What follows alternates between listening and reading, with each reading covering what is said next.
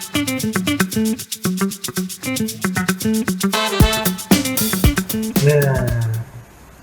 kita berjumpa lagi ya pemirsa dalam program opini singkat kita yang terbaru dari kita.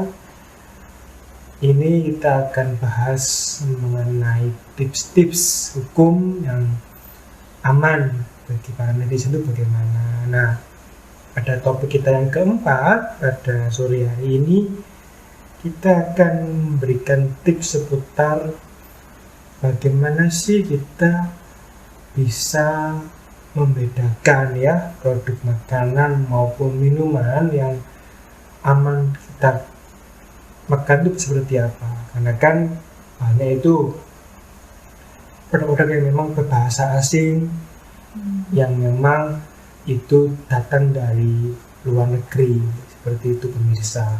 Nah, Erika, kan Erika juga memang kan sering pasti ya berbelanja, sering shopping lah terkait dengan kebutuhan rumah tangga kan.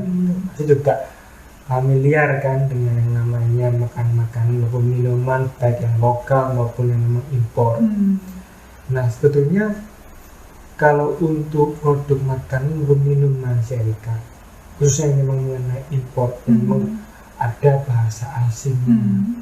Nah, kalau para netizen ini kan ada yang mungkin dia tidak bisa mengerti bahasanya. Lalu sebetulnya ketika itu dijual, apakah sudah sesuai nggak sih dengan istilahnya terkait dengan kita itu keamanannya kalau kita makan gitu? Kalau biasanya ini yang common ya di Alfamart atau di Indomaret itu biasanya sudah banyak di Korea itu loh, kayak gitu. Itu tapi sudah ada bahasa Indonesianya sih waktu tak perhatiin. Jadi di belakang itu biasanya mereka kalau itu produk impor mereka nempelin label yang isinya komposisi makanan, terus dari mana makanan itu diimpor, terus yang impor itu perusahaannya apa, daluarsanya kapan, kayak gitu. Terus kadang-kadang juga malah ada yang sudah ada punya BPOM kayak gitu. Jadi memang istilahnya sudah ada standarnya ya. Ada misalnya pastikan ada namanya bahasa resmi kita yang bisa ditemukan dalam kemasan produk tersebut agar kita bisa baca.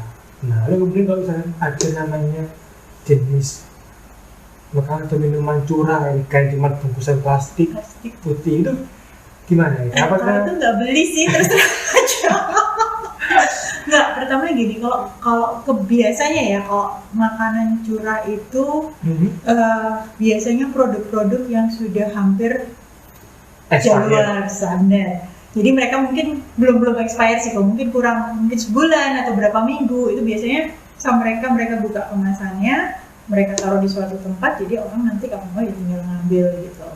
Cuman ya balik lagi, emang lebih murah sih ketimbang yang ada packagingnya. Cuman kalau aku personally sih mending sedikit lebih mahal tapi di badan kita lebih sehat daripada mentingin murah mungkin beda beberapa ribu tapi habis itu efek ke depannya nggak begitu bagus kayak gitu. Jadi di sini itu pastikan kalau kita mau beli makanan atau minuman itu pastikan ada labelnya, label komposisi makanannya itu yang pertama.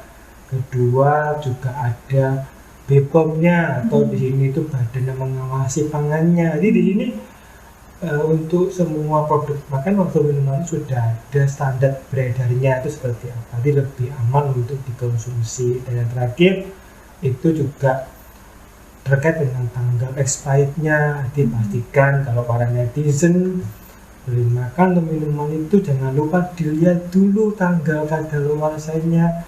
Jangan hanya melihat murah meriahnya guys, karena terkadang yang murah meriah itu biasanya itu udah hampir expired guys, makanya dibuat murah dan meriah seperti itu sih. Itu dari kami seperti itu tips-tipsnya terkait dengan makanan maupun minuman yang aman kita konsumsi dan tidak menimbulkan efek-efek yang kurang baik seperti itu. Dan harus diperhatikan di sini, pilihlah produk makanan yang memang jelas ya, jelas packagingnya dan juga ada merek dan ada komposisi makanan, termasuk juga ada tanggal kadaluarsanya.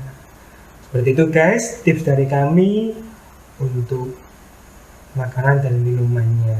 Oke, nantikan kita di episode yang berikutnya dan sampai jumpa.